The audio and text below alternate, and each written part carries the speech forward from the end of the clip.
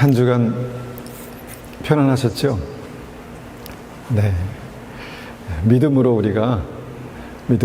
편안했습니다. 하나님께서 우리와 함께 계시고 우리를 붙드시니까 우리의 삶 속에 여러 가지 고난도 주님의 평강으로, 완전한 평강으로 그렇게 바꾸실 줄을 믿습니다.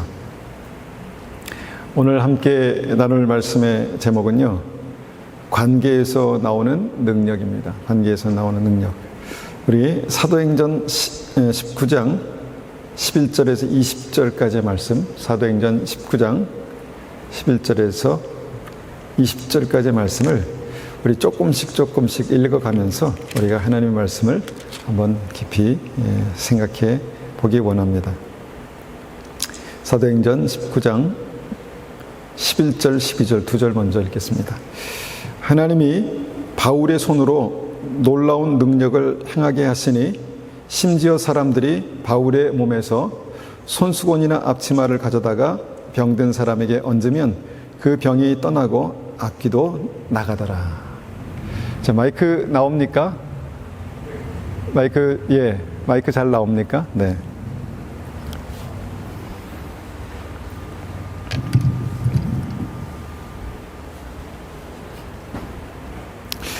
이 복음이 시작되는 사복음서와 또 이 사도행전을 보면요, 하나님의 그 놀라운 역사가 그렇게 나타납니다.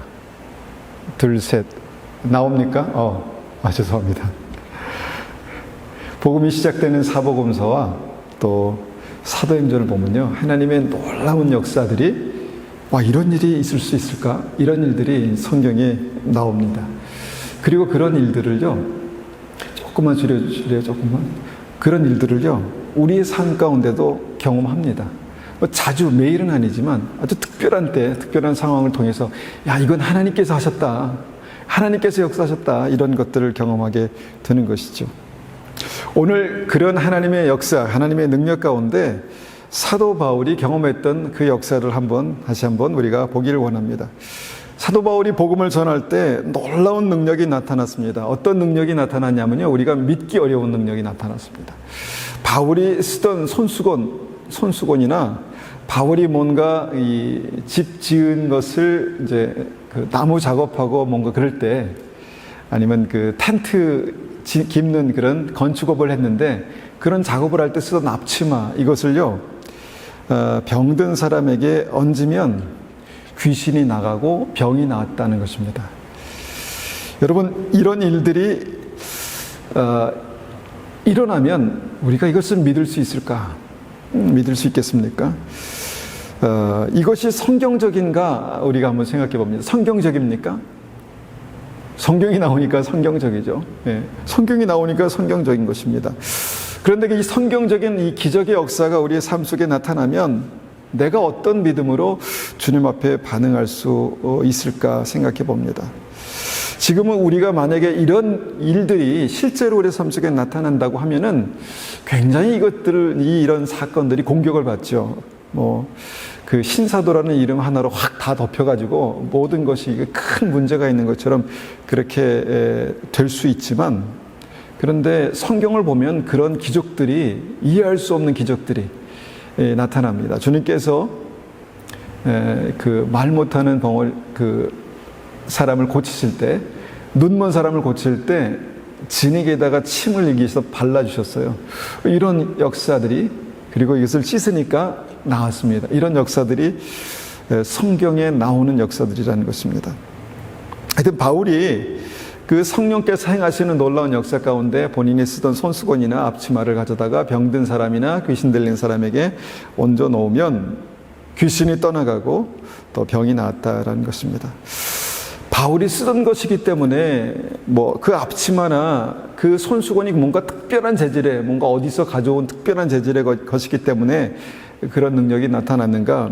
아니라는 것입니다. 그냥 바울이 쓰던 것, 이것이 중요한 것이죠. 바울이 쓴 것이기 때문에 그런 능력이 나타났다라는 것입니다.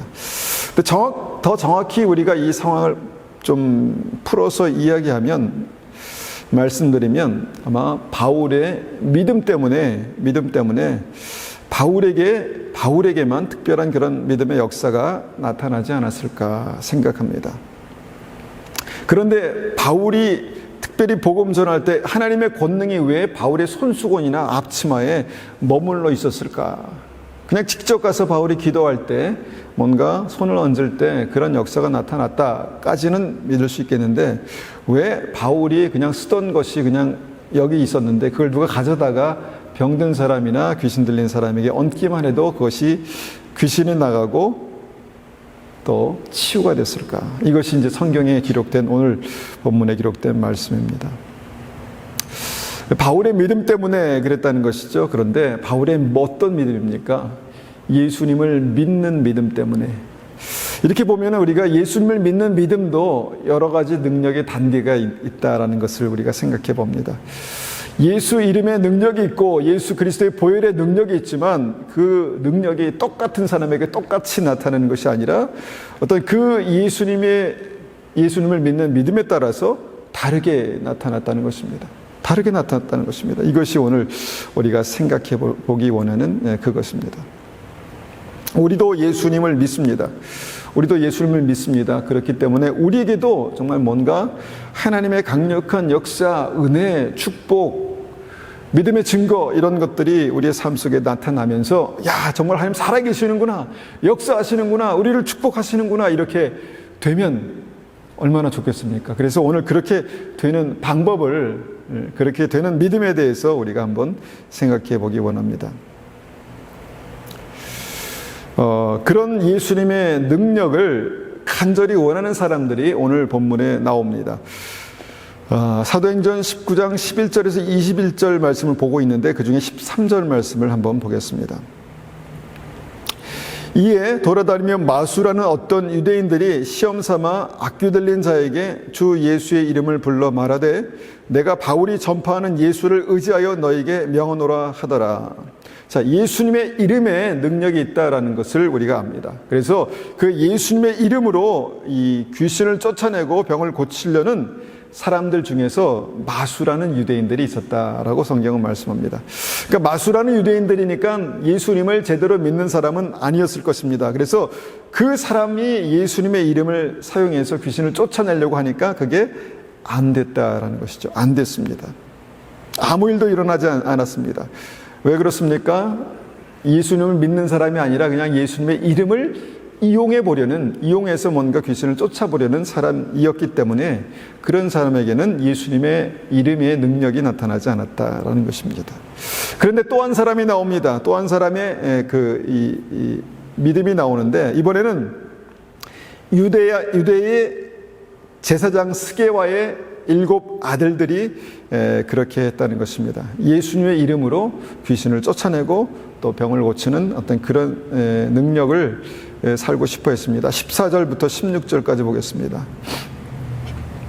유대의 한 제사장 스게와의 7 아들도 이 일을 행하더니 악귀가 대답하여 이르되 내가 예수도 알고 바울도 알거니와 너희는 누구냐 하며 악귀 들린 사람이 그들에게 뛰어올라 눌러 이기니 그들이 상하여 벗은 몸으로 그 집에서 도망하는지라. 제사장의 아들들이니까 당연히 하나님을 믿었겠죠. 그리고 어느 정도 하나님에 대해서 알고 있었고 본인이 하나님을 믿는다고 생각했기 때문에 이런 일들을 했지 않겠습니까? 그러면서 예수님의 능력에 대해서도 들었습니다. 아, 그러면 나도 그렇게 하면 되겠구나. 믿었다는 것이죠, 어느 정도. 그러면서 마귀야 나가라, 이렇게 예수님의 이름으로 하면 조금 예수라는 이름이 그 당시에 많았으니까 바울이 전하는 그 예수님의 이름으로 정확하게 그렇게 바울이 전하는 그 예수님의 이름으로 명한다, 더러운 귀신아 나가라, 이렇게 하니까 마귀가 나가기는커녕 이 마귀 들린, 귀신 들린 사람이 그 스게와의 7 아들에게 덮쳐가지고 당시에는 옷을 이렇게 감았지 않았습니까? 긴 천을. 그걸 완전히 그냥 막 벗겨가지고 빨가벗고 도망갈 수밖에 없는 상황이 됐다는 것입니다. 때로는요, 제가 이전에 말레이시아 가서 청년 때 복음을 전했을 때 그때 그 귀신 들린 사람을 제가 한 3번 봤던 것 같아요. 근데 그 동남아시아 사람들이 이게 좀 키가 작지 않습니까? 왜소하고. 그런데 귀신이 들어가니까 얼마나 기운이 좋던지요. 저희가 대학생들 막 그냥 한 7명, 8명이 완전히 그 꽉 손발을 잡고 막 기도하는데 감당을 못하는 어떤 그런 상황이 생각나네요. 하여튼 그렇게 뭔가 그런 일들이 있었는데요. 그때는 이제 예수님의 이름으로 기도하실 때 한 10분 정도, 15분 정도 기도했을까? 그러니까 나가더라고요. 하여튼 그렇게 믿음으로 기도했는데 안 나갔다는 것입니다. 그러니까 여기서 우리가 생각해 보는 것은 단지 예수님의 이름이 능력이 있기 때문에, 예수님의 이름의 능력이 있기 때문에 그 이름을 가지고 우리가 선포하면 나가는 것이 아니다라는 사실을 우리가 한번 생각해 보려고 합니다. 그러면 바울에게 있어서 바울에게 나타났던 믿음의 능력은 어떤 능력일까? 왜 나타날까? 그에게 어떤 이유 때문에 그 믿음의 능력이 나타날까? 우리에게도 우리가 믿지 않습니까? 우리에게도 그 믿음의 능력이 있으면 좋겠다. 그렇지 않습니까? 우리가 기도하면 응답하시고, 기도하면 주님께서 우리의 삶 속에 함께 계시는 그 역사가 막 팍팍 나타나면 얼마나 좋겠습니까? 그래서 우리가 바울의 믿음을 차근차근 생각해 보면 바울은요, 처음부터 믿음이 좋은 사람은 아니었습니다. 처음에 우리가 알고 있는 것처럼 처음에는 바울은 예수님을 대적하고요, 예수 믿는 사람들을 잡아서 신고해서 감옥에 가두는 그런 일을 했습니다. 심지어는 예수 믿는 사람을 돌로 쳐 죽이기까지 했습니다. 그 일에 앞장서서 했다는 것이죠. 그러니까 예수님의 원수였습니다. 그러니까 완전히 예수님의 그 예수 믿는 믿음의 반대쪽에서 예수님의 원수 같은 일들을 했던 사람입니다. 그런 바울이 어떻게 달라졌을까요? 첫 번째 달라졌던 포인트는요, 그런 바울이 다메섹으로 가는 어떤 길 위에서 예수님을 만났다는 것입니다. 밝은 빛 가운데 예수님의 음성을 들었습니다. 사도행전 26장 13절부터 15절까지 말씀을 13절 중간부터 한번 말씀을 보겠습니다. 하늘로부터 해보다 더 밝은 빛이 나와 내 동행들을 둘러 비추는지라. 우리가 다 땅에 엎드러짐에 내가 소리를 들으니 히브리 말로 이르되 사울아 사울아 내가 어찌하여 나를 박해하느냐. 가시체를 뒷발질하기가 내게 고생이니라.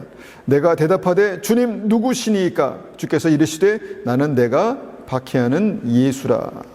바울이 예수님을 만났습니다. 이것이 바울의 삶이 완전히 바뀌는 어떤 계기가 됐던 포인트입니다. 바울이 그때부터 완전히 달라졌습니다. 물론 예수님을 핍박했던 모든 삶이 바뀌었겠죠. 그런데 거기서 끝나지 않고 뭔가 주님을 더 깊이 알고 싶고 주님을 더 만나고 싶어서 뭔가 그 삶에 그가 할 수 있는 여러 가지 일들을 했다는 것입니다. 주님을 믿는 사람들을 찾아가고 어떻게 하면 내가 예수님을 더 잘 믿을 수 있습니까? 라고 그렇게 물어봤고 그 사람들과 함께 했고 그 다음에 그의 삶 속에 또 광야에 가서 주님을 찾는 그런 시기도 있었습니다. 바울이 달라졌습니다. 완전히 달라졌습니다. 그리고 어떻게 달라졌을까 보니까 예수님을 핍박하던 삶에서 예수님을 증거하는, 생명을 주시는, 길과 진리와 생명이신 예수님을 증거하는 삶을 살았다는 것입니다. 그래서 주님을 이렇게 만나는 삶이 만나는 그 포인트가 바울의 어떤 터닝 포인트가 되었다라는 것이죠. 그렇게 보면 우리가 이제 믿음이 뭔가 우리의 삶 속에 능력으로, 은혜로, 생명으로 역사하기 위해서 생각해 보기 원하는 것은 나는 예수님을 만났는가입니다. 나는 예수님을 만났는가? 스게와 제사장의 아들들처럼 아버지에게 듣고 또 예배를 드릴 때마다 하나님을 알고 만나지 않았을까? 이런 생각하는데 아니었다는 것입니다. 뭔가 바울이 예수님을 만난 것은 스게와 제사장들이 알았던 그 만남의 방법과 뭔가 좀 다른 어떤 구체적인 만남의 사건이 있었다는 것이죠. 내가 어떻게 예수님을 만났을까? 어떻게 만나셨습니까? 어떤 분들은 나에게 복음을 전해준 사람을 통해서 예수님을 만났습니다 라고 말씀할 수 있고, 어떤 사람은 내가 성경을 읽다가 하나님이 살아계시는구나 이렇게 내가 깨달으면서 예수님을 만났다라고 말할 수 있는 사람들이 있겠고요. 그렇게 자연스러운 방법도 있긴 하지만 어떤 분들은 정말 큰 병을 통해서, 죽을 병을 통해서 간절히 구하고 기도하면서 그 병이 낫고 그러면서 하나님 살아계시는구나 이렇게 경험했던 사람들이 있을 수 있을 것 같고요. 어떤 분들은 정말 삶이 완전히 망하는 어떤 그런 상황 가운데서, 절망 가운데서 주님 우리를 붙들어 주십시오, 저를 붙들어 주십시오 라고 기도했더니 주님께서 우리를 건져주시는 사건을 통해서 예수님을 만날 수도 있을 것 같습니다. 저는 이제 제가 간증했던 것처럼 10대 때 병이 있었고 그 병을 통해서 어머님이 정말 새벽마다 기도하셨고 그 기도의 응답으로 제가 병이 나았고 회복되었고 그러면서 하나님을 새롭게 만나는 그런 계기가 되었었습니다. 여러분은 어떻게 어디서 예수님을 만났습니까? 한번 생각해 보십시오. 이 만남이, 예수님을 만나는 이 만남이 우리의 삶의 터닝 포인트가 될 때 이것이 진짜 믿음이 되는 것입니다. 진짜 믿음이 되는 것입니다. 그런데 주님을 만나는 이 믿음이 나는 믿음이라고 생각하는데 그 만남이 진짜였다고 생각하는데 그것이 아니었던 사람들에 대해서 주님께서 주신 말씀이 있습니다. 야고보서 2장 18절, 우리가 잘 알고 있는 말씀인데 야고보서 2장 18절입니다.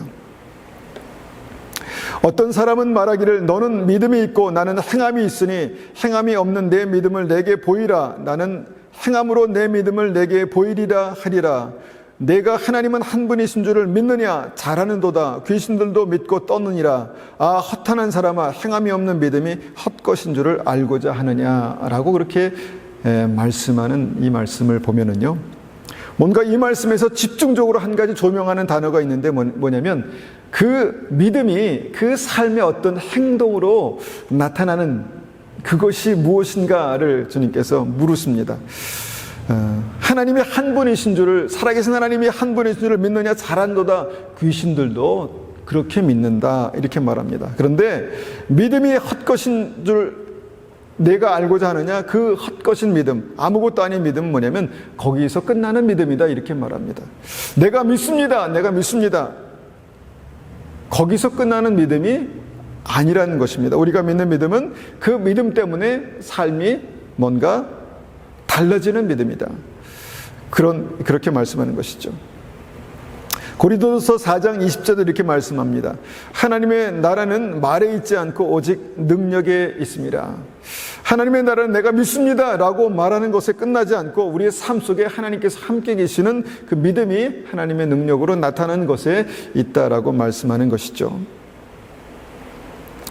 그래서 우리가 믿는 하나님은요, 뭔가 우리의 삶의 변화로, 능력으로 나타나는 그 하나님을 믿는 믿음을 우리는 믿음이다 라고 말씀할 수 있다는 것입니다. 제가 병의 치유를 통해서 하나님의 능력을 경험했고요, 주님을 간절히 더 만나기 원했던 어떤 그런 계기들이 있었습니다. 길게 말씀드릴 수 없지만 짧게 말씀드리면 제가 어느 날은 정말 살아계신 하나님을 간절히 믿었습니다. 그래서 제가 책을 읽으면서 누구의 간증을 들으면서 주님 좀 만나 주십시오. 저도 좀 실제로 좀 이렇게 찾아오셔서 만나 주십시오. 이렇게 간절히 기도했던 때가 2007년도에 그런 때가 있었습니다. 그런데 주님께서 어느 날 저에게 제가 양치를 하고 있었는데 내가 내일 새벽에 너를 찾아오겠다 이렇게 말씀하셨어요. 그런 마음에 감동을 주셨습니다. 그래서 제가 이를 닦다가 그래, 내일 주님께서 깨우시면 내가 일어나서 주님을 기다려야지 이렇게 생각했죠. 새벽 3시쯤 눈이 번쩍 떠졌습니다. 그리고 가서 기도했습니다. 기도했는데 2시간쯤 기도했을 때 주님께서 안 오시더라고요. 2시간 기도했는데. 그러면서 아유, 내가 잘못 들었나 보다. 그래서 엎드려서 이렇게 기도하는데 그때 제가 엎드려서 기도하는 게 아니라 그냥 엎드려 있었죠. 엎드려 있었는데 비몽사몽간에 누가 방에 들어온 거예요. 제가 깜짝 놀라서 막 이 온몸에 닭살이 막 돋으면서 눈을 들어서 볼 용기는 나지 않고 막 이렇게 해서 막 기도했습니다. 속으로. 그러면서 누가 이렇게 와서 뭔가 제 주변을 이렇게 안수하는 듯한 어떤 그런 느낌이 있었는데, 그러고 나서 이제 그분이 나갔습니다. 그래서 처음에는 주님이신가 보다 생각했는데 아닌가? 집사람인가? 이렇게 생각했죠. 그래서 새벽에 이제 집사람한테 아침에인가 내 방에 들어왔었어? 혹시 기도하는 방에 들어왔었어? 그러니까 아니었다고 그러더라고요. 하여튼 그런 경험이 있었습니다. 그러면서 제 마음에, 제 믿음에 하나님은 우리를 어떤 순간에 필요하면 찾아오실 수도 있겠다라는 믿음이 들었습니다. 바울에게처럼요. 그리고 나서 제가 이제 어느 날 토요일 날은 제가 이제 한참 지나서 그런 갈망이 계속 있었습니다. 하나님, 저를 만나 주십시오. 제가 주님을 더 확실하게 좀 만나고 싶습니다. 그런데 어느 날 토요일 날 제가 늦게까지 말씀을 준비하고 나서 이제 가려고, 다음 약속이 있어서 가려고 딱 나왔는데 모든 문이 다 잠겨 있는 교회에 어떤 여자분이 또복또복 걸어오는 것입니다. 제 사무실로. 제가 깜짝 놀랐습니다. 깜짝 놀래가지고 이분이 어떻게 들어왔지? 다 잠겨있는 문인데, 특별히 이분이 걸어 들어온 그 문은 아주 그냥 놓으면 쾅 닫히는 문이에요. 그냥 들어올 수 있는 문이 아닙니다. 근데 제가 깜짝 놀라서 어디로 들어왔냐고 그랬더니 이 문으로 들어왔다고 그렇게 얘기하더라고요. 근데 그분이 노숙자라고 말하기는 좀 애매한 그런 분이었습니다. 그러더니 저에게 내가 여기에서 메이플리츠에 이렇게 온 전도자인데 내가 묵을 곳이 필요하다고 그러면서 저에게 100불을 좀 있냐고. 그 순간 제가 확 이제 깼습니다. 이분이 돈을 원하는구나. 그래서 돈도 없을 뿐더러 제가 100불 돈 없습니다. 돈 없으니까 그러면 50불만이라도 좀 줄 수 있냐고. 50불 돈이 없습니다. 그러면 결제라도 해줄 수 있냐고. 그때 제가 좀 화가 나가지고, 제가 빨리 약속이 있어서 나가야 되는데 결제라도 해줄 수 있냐 그래가지고 아니라고. 그래서 밖으로 일단 밀어서 보냈습니다. 그랬더니 그분이 그럼 내가 기도해줘도 되겠냐고. 그래서 그거는 괜찮다고. 그래서 기도하는데 영어로 주기도문을 기도해 주시더라고요. 그러고 나서 그분은 갔고, 나중에 제가 그분이 아무리 생각해도 그분이 어떻게 그 문으로 들어왔지? 이런 생각이 들었어요. 어떻게 그 문으로 들어왔을까? 그러면서 제가 이제 성경의 많은 얘기들을, 말씀을 보면서 아브라함을 찾아왔던 천사들, 하나님의 어떤 방문들을 들으면서 살아계신 하나님께서 원하시면 그렇게도 오실 수 있지 않을까? 이렇게 생각이 바뀌었습니다. 그리고 마태복음 25장의 그 양과 염소의 비유를 보면서 내가 찾아왔다 말씀하시잖아요. 그럴 수 있겠구나. 그러면서 어떻게 됐냐면 제 믿음이 실제가 된 것 같았습니다. 믿는 믿음은 실제구나. 하나님 살아계시는구나. 찾아오시는구나. 역사하시는구나. 내가 새벽에 간절히 기도할 때 주님께서 나의 기도를 들으시고, 내가 간절히 주님을 찾을 때 주님께서 나에게 은혜를 베푸시는데, 그 은혜를 베푸시는 하나님은 실제이시구나. 여러분, 믿음이 실제가 되면요, 믿음의 능력도 실제가 됩니다. 믿음이 실제가 되면 살아서 역사하시는 주님이 실제가 됐습니다. 그런 믿음이 우리의 삶 가운데 있기를 원합니다. 그래서 그 믿음으로 무엇입니까? 생각만 하고 마음속에만 있는 것이 아니라 삶을 살아내는 능력으로 나타난다는 것입니다. 고난을 뚫고 가는 능력으로, 삶의 여러 가지 문제 가운데 다시 그것을 모두 주님께서 원하시는 능력으로 일어서는 어떤 그런 능력으로, 성령의 인도하심을 따라가는 능력으로, 성령의 역사가 우리의 삶 속에 나타나는 그런 능력으로 살아갈 때 이것이 믿음이다라고 성경은 말씀하고 있다는 것입니다. 하여튼 하나님을, 예수님을 만나는 것이 굉장히 중요합니다. 나는 어떻게 예수님을 만났을까? 여러분, 믿음이 실제가 되기 위해서는요, 그냥 듣고 그래 깨닫는 것에서 내가 주님을 만나는 믿음으로 그렇게 한 걸음 더 나아갈 수 있어야 합니다. 그래서 이렇게 예수를 만나는 것이 바울의 삶 가운데 있었고 우리에게도 있어야 합니다. 그리고 그렇게 예수를 만났던 또 다른 케이스, 만났지만 그 믿음이 실제가 되지 않았던 또 다른 케이스 하나를 더 보기 원합니다. 마태복음 13장 53절입니다. 마태복음 13장 53절입니다. 예수께서 이 모든 비유를 마치신 후에 그곳을 떠나서 고향으로 돌아가사 그들이 회당에서 가르치시니 그들이 놀라 이르되 이 사람의 이 지혜와 이런 능력이 어디서 났느냐? 이는 그 목수의 아들이 아니냐? 그 어머니는 마리아, 그 형제들은 야고보, 요셉, 시몬, 유다라 하지 않느냐? 그 너희들은 다 우리와 함께 있지 아니하냐? 그런즉 이 사람의 이 모든 것이 어디서 났느냐 하고 예수를 배척한지라.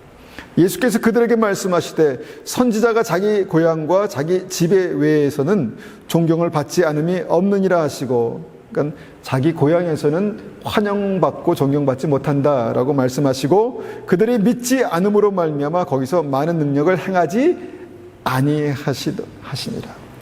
자, 능력에 대해서 얘기하고 있지 않습니까? 예수를 만났는데 뭔가 그들의 생각에 이분은 아니야. 뭔가 한계를 짓고 뭔가 그분에 대한 거리를 만들어내고 그러면서 이분은 아니야 라고 했을 때 주님의 능력이 그의 삶 가운데 주님께서 능력을 행하시지 않았다라는 말씀입니다. 그러니까 예수님을 만났지만, 예수님을 직접 만났지만, 말씀을 들었지만 그 믿음이 생기지 않았던 사람들, 이 사람들의 문제가 무엇일까요? 자기의 너무 분명한 생각 때문에, 자기의 너무 분명한 경험 때문에 예수님과의 관계가 생기지 않았습니다. 관계가. 예수님은 여기까지. 예수님은 요셉과 마리아의 아들이야. 그리고 그 형제들을 내가 알고 있어. 그런데 예수님이 메시아라고? 그건 아니지. 예수님은 좋은 선지자일 수 있지만, 좋은 선생일 수 있지만 메시아는 아니야. 선이 생겼고요. 더 이상 관계가 깊어질 수가 없었다는 것입니다. 예수님을 나의 구주, 나의 하나님으로 만나는 그런 깊은 관계가 생기지 않았다는 것입니다. 그래서 바울의 삶 속에 나타났던 능력이 이들의 삶 가운데는 나타나지 않았다는 것입니다. 만남이 있어도 능력이 생기지 않는 이유는, 만남이 있어도 주님의 능력이 우리의 삶 가운데 역사하지 않는 이유는 관계가 없기 때문입니다. 관계가 없었기 때문에 그렇다라는 것입니다. 여러분, 예수님이 누구십니까?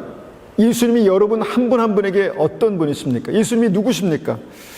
예수님을 만난 사람들이 고백합니다. 예수님은 나의 구주가 되십니다. 여러분, 예수님이 나의 구주가 되심을 우리의 삶 속에 경험하고 계십니까? 아니면 들어서 고백하고 계십니까? 예수님은 나의 구주십니다. 이것을 내 삶 속에 경험할 때 능력으로 주님을 만나면서 고백한 고백이십니까? 아니면 다른 사람에게 들어서 고백하시는 고백이십니까? 내가 주님을 만났습니까? 그리고 그 주님과 나와의 관계가 계속해서 지속적으로 그렇게 발전이 있나요? 그것이 두 번째 능력의 핵심이다라는 것입니다. 바울은 그렇게 예수님을 만났고, 예수님을 알았고, 예수님을 사랑했고, 그 예수님을 증거했습니다. 그러면서 그런 모든 삶 속에서 예수님과 더 친밀한 관계가 생겼습니다. 관계가 깊어졌습니다. 그렇게 깊어지니까 어떻게 됐습니까? 그가 쓰던 손수건이나 그가 쓰던 앞치마, 거기에도 하나님의 능력이 머물렀고, 사람들이 그것을 가져다가 병든 사람의 위에 얹으면, 귀신 들린 사람에게 얹으면 귀신이 떠나가고 병이 나았다라는 것입니다. 그런데 마귀가 스게와 제사장의 아들들에게 말합니다. 내가 예수님도 알고 예수님과 친한 바울도 아는데 너는 누구냐?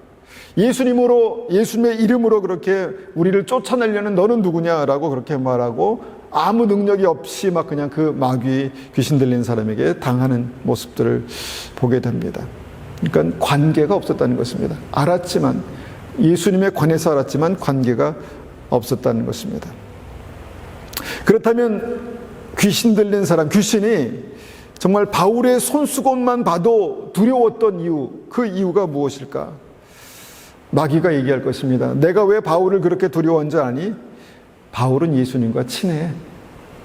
아마 이렇게 말했겠죠.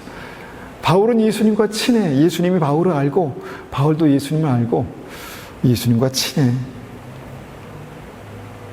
그래서 바울의 손수건, 그 손수건에조차 예수님의 능력이 머물렀고, 거기에 예수 그리스도의 흔적이 남아 있었다라는 것입니다. 여러분, 믿는다는 것은요, 주님과 이렇게 친밀한 관계 가운데 이렇게 산다는 것입니다. 그 예수님과 관계가 없는 믿음에 대해서 성경이 여러 곳에서 말씀하는데 바로 불법을 행하는 선지자들이 고백하죠. 주여 주여 주여 주여 우리가 예수님의 이름으로 사역하고 능력도 행했습니다. 이들에게는 능력도 나타났나 봅니다. 그런데 내가 주님의 이름으로 내가 능력을 행하고 주님의 이름으로 사역까지 했습니다. 그런데 예수님께서 딱 잘라 말씀하시죠. 나는 너희를 알지 못한다. 이게 믿음의 실제라는 것입니다. 뭡니까? 관계입니다. 주님과의 관계. 내가 주님에 대해서 들어서 아는 것이 아니라 들어서 아는 것은 한계가 있습니다. 거기까지입니다. 그런데 예수님이 나의 삶 가운데 들어오셔서 나의 삶 속에 구주가 되시고 내가 예수님의 복음을 증거하는 관계 속에서 증거하는 삶 속에서 주님과의 관계가 더욱더 깊어지면 그 한계를 뛰어넘어서 역사하시는 주님을 만나게 된다는 것입니다. 그렇다면 이 바울이 예수님을 알고 만나고 친밀했던 어떤 그 믿음의 증거가 뭐냐? 자주 얘기하지 않습니까? 믿음의 증거가 뭐냐? 구원의 확신이 구원이 믿음의 확신으로 시작하지만 확증에 대해서 말씀하시지 않습니까? 확증이 뭐냐?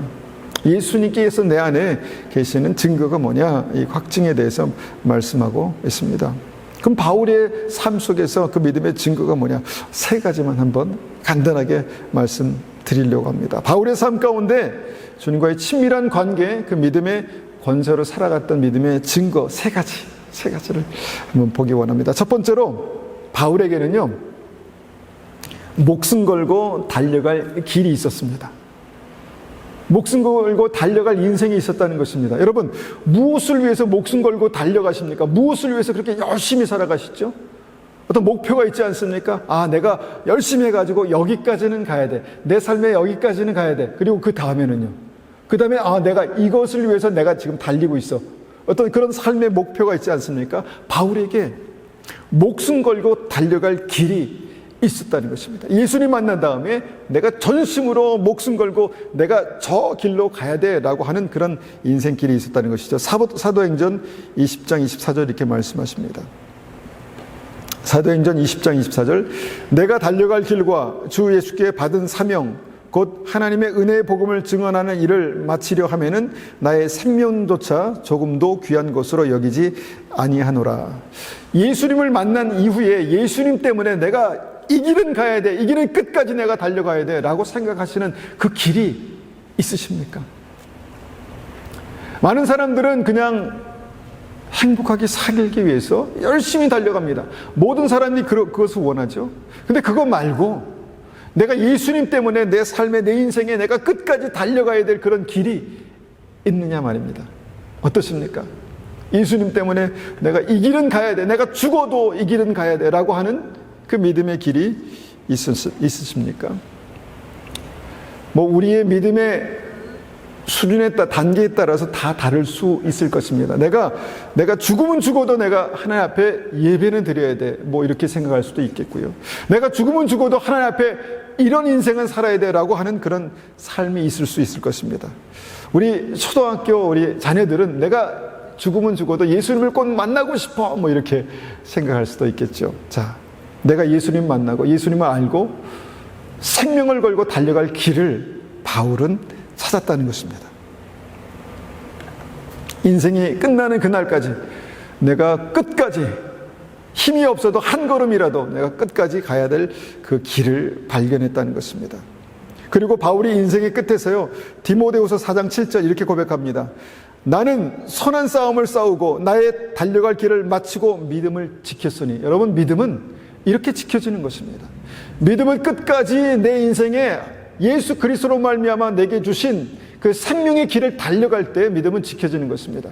여러분, 그 길이 있으십니까? 있어야 믿음입니다. 바울에게 그 길이 있었기 때문에, 그 능력이 있었고 그 길이 있었기 때문에 주님께서 함께 계신 믿음의 증거들이 나타났다는 것입니다. 물론 살다 보면 지칠 수 있습니다. 내가 이 길을 가다가 이 길이 맞아? 너무 힘든데 그만 갈까? 이렇게 생각할 수 있습니다. 그러나 그래도 일어나야지, 그래도 힘을 내서 내가 끝까지 걸어가야지 라는 그런 믿음의 길이 바울에겐 있었다는 것입니다. 그러면 여기 계신 한 분 한 분에게는 그런 믿음의 길이 있습니까? 인생의 목표가 있습니까? 삶의 끝에 내가 이런 모습으로 주님 앞에 서야 되겠다라는 그런 분명한 인생의 길이 있으셨습니까? 천국 가는 믿음의 사람들은요, 그렇게 인생에 달려갈 분명한 길이 있는 것입니다. 있어야 합니다. 부자가 되는 것 좋습니다. 성공하는 것 좋습니다. 노후의 평탄한 삶도 좋습니다. 주님께서 우리를 축복하시고 그렇게 인도하실 것입니다. 그런데 그것이 삶의 인생에 달려갈 길이 아니라 정말 예수님 때문에 내가 이 길을 가야 되겠다, 내가 끝까지 달려가야 되겠다, 이 길을 발견하시기를 축원합니다. 주님, 어떤 직업을 가져야 할까요? 주님께 물어보십시오. 삶의 어떤 목적을 추구해야 될까요? 주님께 물어보십시오. 예수 그리스도 안에서 발견할 수 있는 그 길이 있다는 것입니다. 주님은 그 길을 단적으로 내가 곧 길이요 진리요 생명이다 말씀하십니다. 내가 주님과 친밀하게 동행할 때 발견할 수 있는 그 길이 있는 것이 믿음이고, 바울은 그 길을 발견했습니다. 우리도 그 길을 찾아야 합니다. 그것이 하나님께서 우리에게 주신 구원의 길이고 생명의 길입니다. 두 번째로 예수님과 그렇게 친했던 바울의 삶에 나타났던 특징, 그 믿음의 특징은 뭐냐면 배설물입니다. 배설물.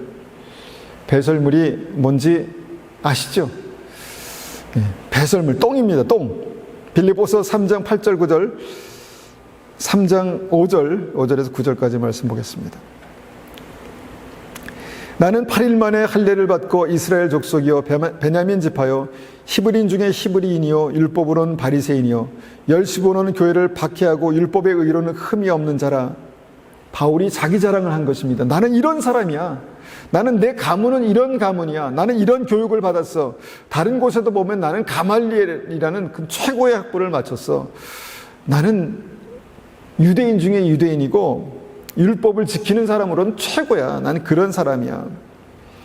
네, 7절에 이렇게 고백합니다. 그러나 무엇이든지 내게 유익하던 것을 내가 그리스도를 위하여 다 해로 여길 뿐더러 또한 모든 것을 해로 여김은 내 주 그리스도 예수를 아는 지식이 가장 고상하기 때문이라. 내가 그를 위하여 모든 것을 잃어버리고 배설물로 여김은 그리스도를 얻고 그 안에서 발견되려 하매니. 자, 바울이 가졌던 그 믿음의 특징 가운데 하나는, 바울이 가졌던 믿음의 특징 가운데 하나는요, 그 삶의 배설물을 발견했다는 것입니다. 똥을 발견했다는 것입니다. 매일 아니면 이틀에 한 번씩 만나는 그 배설물 말고요, 그 인생 가운데 또 다른 배설물을 발견했다는 것입니다. 그런데 그 배설물이 뭐냐면, 내가 이전에는 정말 너무너무 소중히 여겼고 너무너무 아꼈던, 너무너무 귀하게 생각했던 그것이 예수님을 만나니까 다시 그 예수를 만나고 그 배설물을 보니, 배설물이 아니죠, 그 귀한 것을 보니까 이거 똥이었구나, 이런 믿음의 경험이 있었다는 것입니다. 많은 사람들은 그 인생에 소중히 여기는 것을 정말 소중히 여기며 그렇게 끝까지 그렇게 달려가지만, 예수님을 만난 사람은 예수님을 만난 다음에 다시 한번 그 삶을 돌이켜서 이전에 내가 소중했던 것을 보니까 이거 아무것도 아니었구나. 아무것도 아니었구나. 내가 이것 때문에 그렇게 목숨 걸고 정말 힘과 어떤 모든 것을 다, 정열을 다 젊음을 쏟아서 이렇게 달려갔는데 이거 진짜 아무것도 아니었구나, 이렇게 알았다는 것입니다. 그런데 그 격차가 어느 정도냐면요, 그 격차가 이전에 내가 귀하게 여겼던 건 이거 똥이었구나, 이것을 발견했다는 것입니다. 바울은 그 믿음 안에 이런 두 번째 경험이 있었습니다. 이전에 내가 그렇게 아끼고 자랑하고 소중하게 생각했던 그것이 똥이었구나. 진짜 역겹다 이런 말이 아니라, 너무 존귀하신 주님을 만나고 나니까 이전에 내가 그렇게 귀하게 생각했던 것이 아무것도 아니구나. 제가 이전에 말씀드렸죠. 제가 초등학교 저학년 때 딱지하고 구슬을 너무 좋아해가지고 저기 친척 형 집에 갔더니 막 구슬을 이만큼 준 거예요. 그래서 그걸 가지고 막 너무 좋아서 너무 행복해서 이렇게 오는데 버스에서, 흔들리는 버스에 다 쏟았어요, 구슬을. 그래서 막 그 버스 흔들리는 버스에서 위험하게 그거 줍느라고 막 했던 기억이 아직도 납니다. 그런데 지금 생각해보면 그거 똥이었습니다. 지금 아무것도 없습니다.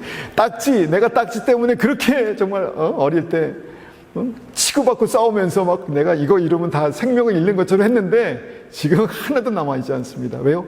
가치가 없습니다. 여러분, 예수님 만나면 이런 일들이 한두 번은 있다는 것이죠. 한두 번은 있다는 것입니다. 여러분, 예수님 만나고 이런 경험 해보셨습니까? 예수님 알고 내가 예수님이 너무너무 귀하고 예수님의 능력, 예수님의 지혜, 예수님의 축복, 예수님 안에 있는 생명, 이것이 너무너무 소중하기 때문에 이전에 알고 있던, 내가 소중하게 여겼던 것이 아무것도 아니었구나. 내가 이것 때문에 이렇게 살았어. 내가 이것 때문에 이렇게 목숨 걸고 달려왔어. 이런 경험이 있었다는 것입니다. 이것이 바울이 발견한 배설물입니다. 우리의 인생에도요, 예수 믿고 한 번쯤은 이런 경험들이 있어야 되지 않겠습니까? 이런 경험이 필요합니다. 있어야 합니다. 내가 그렇게 소중히 했던 것들이 아무것도 아니었구나. 영생, 주님 주시는 영생, 하나님의 나라, 예수 그리스도가 소중한 분이셨구나. 이런 은혜를 발견하는 은혜가 있으시기를 간절히 축원합니다. 이런 경험이 바울에게 있었다는 것이죠. 세 번째, 예수님과 바울이 친밀한 믿음이 있었다는 그 증거가 무엇인가? 그것은 무엇이냐면요, 그리스도의 남은 고난입니다. 그리스도의 남은 고난. 골로새서 1장 24절에 이렇게 말씀합니다. 나는 이제 너희를 위하여 받은 괴로움을 기뻐하고 그리스도의 남은 고난을 그의 몸된 교회를 위하여 내 육체에 채우노라. 어떻게 보면 믿음이 없이 그냥 일반적으로 살아가는 사람들은요, 절대로 알 수 없는 바울만의 어떤 그 믿음의 노하우를 우리가 이 말씀에서 보는 것 같아요. 바울은요, 그의 삶 가운데 믿음을 가지고 내가 살아갈 때 생기는 여러 가지 어려움을 그리스도의 남은 고난이다, 이렇게 고백합니다. 그리스도의 남은 고난. 예수님께서 이 땅에 구원받는 백성들을 위해서, 그들을 주님께로 인도하기 위해서, 그들을 주님께 정말 인도하는 사명을 감당하기 위해서 바울에게 남겨주신 그리스도의 남은 고난, 그 고난을 내 육체에 채운다, 이렇게 고백합니다. 이런 믿음의 경험이 바울에게 있었다는 것입니다. 여러분, 믿음 생활하고 정말 그 삶 안에 예수 그리스도 안에 있는 생명, 능력, 은혜, 영원한 하나님의 나라를 발견하는 사람은요, 이 세 번째 경험이 있습니다. 아, 내가 그리스도의 남은 고난을 내 육체에 채우는구나. 내 육체에 채우는구나. 교회를 위해서, 우리 성도들을 위해서, 사랑하는 사람들을 위해서, 주님 사랑하는 영혼들을 위해서 그리스도의 남은 고난을 내 육체에 채우며 내가 봉사하는구나, 내가 섬기는구나, 내가 오래 참는구나, 내가 이해하고 덮는구나, 이런 은혜가 있었다는 것입니다. 그리스도의 남은 고난. 바울은 그것을 그리스도의 남은 고난이라고 말씀하고 그것을 자기의 육체에 채운다, 이렇게 말씀하고 있다는 것입니다. 여러분, 고난 중에 어쩔 수 없이 내 삶에 당하는 그런 고난도 있지만요, 충분히 피해갈 수 있는 그런 고난이 있지만 예수 믿기 때문에 일부러 선택하는 고난이 있습니다. 예수 믿기 때문에 고난을 선택해 보셨습니까? 충분히 내가 비껴갈 수 있고 피해갈 수 있는데 예수님 때문에 내가 굳이 선택하지 않아도 되는 고난을 한번 선택해 보셨습니까?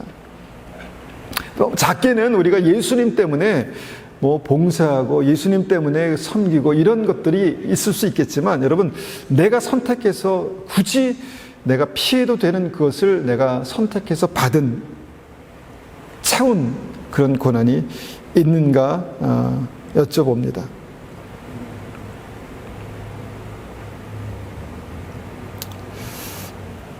다른 사람이 아프면 나도 아픕니까? 예수님의 마음이 아프면 내 마음도 아프고, 예수님이 사랑하는 형제 자매들의 삶에 아픔이 있으면 나도 아픈가요? 조금은 알 것 같아요. 아, 나도 아프구나. 엄청나게 그렇게 마음이 이렇게 딱 공감이 생겨가지고 그만큼은 아니래도, 아, 참 안타깝다, 너무 마음이 아프다, 이런 마음이 생기는 것이죠. 작게 크게 이렇게 그리스도의 남은 고난이 내 육체에 채워지는 것이 믿음이다, 이렇게 말씀합니다. 저에겐 목회가 그런 것 같아요. 목회가 성도님들이 잘 될 때는 너무 감사합니다. 와, 할렐루야, 너무너무 감사합니다. 감사합니다. 그런데 좀 고난이 있고 어려움이 있을 때는 제 마음도 정말 그렇게 아프더라고요. 안타깝고. 그리고 정말 중보하고 기도하고 몇 년 동안 그렇게 섬기고 그랬던 분이 아주 별거 아닌 이유로 이렇게 떠나가실 때, 물론 가실 때 주님 축복하시고 어디 가든지 믿음 생활 잘할 수 있도록 은혜 베풀어 주세요. 그렇게 했지만 여러분, 그 아픔이 있더라고요. 헤어짐의 서운함이 있더라고요. 때로는 그것이 모두 이런 수고가 다 물거품인가 이렇게 생각했는데, 오늘 이 말씀이 제 마음 가운데 어느 날 기도하는데 들더라고요. 아, 그리스도의 남은 고난을 내 삶에 채우는 거구나. 그리스도의 남은 고난을 내 육체에 채우는구나. 내가 예수님 때문에 내가 선택했던 이 어려움, 이 고난, 아픔, 이것이 내 육체에 믿음으로 채워지는 것이, 그것이 주님께서 나에게 믿음의 증거로 주시는 은혜구나라는 것을 제가 깨달았습니다. 마태복음 25장의 양과 염소, 천국 가는 양들에게 말씀하시죠. 너는 내가 목마를 때 마실 것을 주었고, 내가 배고플 때 먹을 것을 주었고, 내가 병들었을 때, 심지어 감옥에 갇혔을 때 나를 찾아보아 주었다. 고맙다, 고맙다. 뭡니까? 그리스도의 남은 고난을 채우며 살아갔던 삶이 있었다는 것입니다. 여러분, 이것이 세 번째 바울의 삶 속에 믿음 안에 있었던 그런 은혜입니다. 여러분, 믿음은 그냥 막연하게 우리의 생각과 마음 속에만 있는 것이 아닙니다. 믿음은 생각과 마음 속에 있는 것이 삶으로 나타나게 됩니다. 삶으로 나타날 때 어떻게 나타납니까? 바울에게 분명하게 나타났던 목숨 걸고 달려갈 길이 있었습니다. 그리고 내 삶 가운데 소중했던 것이 믿음이 훅 자라고 성숙하고 난 다음에는 이것이 별거 아니었구나, 아무것도 아니었구나, 이것이 똥이었구나 라고 깨닫는 그런 시점이 있었습니다. 그리고 내가 믿음 때문에 선택한 삶 속에서 내게 찾아오는 그런 고난들은 예수님께서 나를 축복하시기 위해서 남겨두신 고난이었구나라는 것을 깨닫게 되었다는 것입니다. 여러분, 그런 은혜가 우리의 삶에도 있으시기를 원합니다.